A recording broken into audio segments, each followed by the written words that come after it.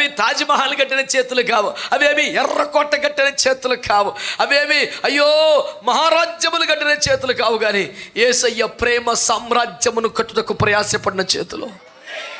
అవి అవి అవి దేవుని బిడ్డలారా ఒక అప్పమునిచ్చిన చేతులు. హల్లెలూయా.